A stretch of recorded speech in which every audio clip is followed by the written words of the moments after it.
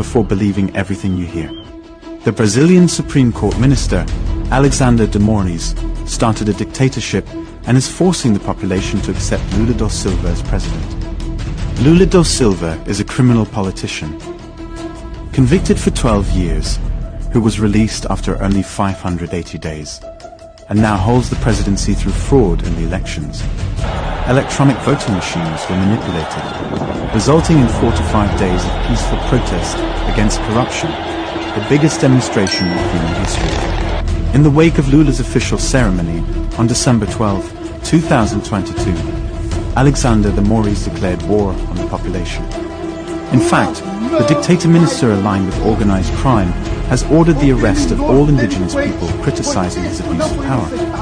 7 indigenous tribes in Brazil claim their voting machines returned 0 votes to their candidates, and they are being arrested for questioning these counts. It's so absurd that it's nearly impossible to believe this is Brazil rather than Venezuela or China.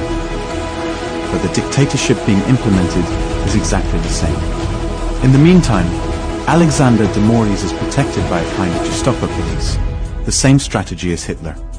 But on the streets, a fake war is being stoked by infiltrators from the extreme left. They terrorize non-violent protesters and local homeowners. Exactly the same method was used in the Capitol case in the USA. It's a premeditated action by the extreme left-wing Black Bloc and criminal supporters of Lula da Silva, the leader of the gang.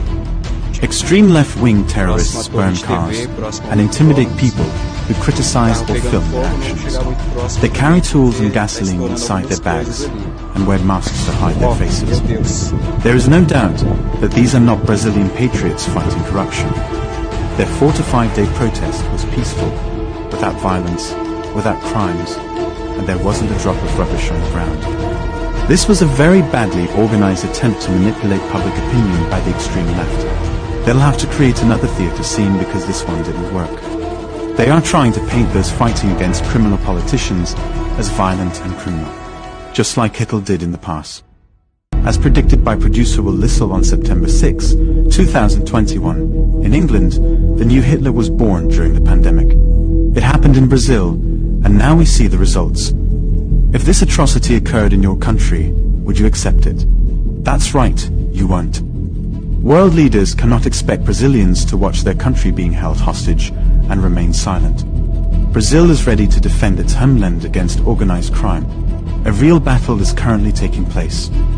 It is the first time in the history of humanity that a country has been able to continue a campaign against corruption and organized crime for 4 to 5 consecutive days. Brazilians are changing the course of history worldwide.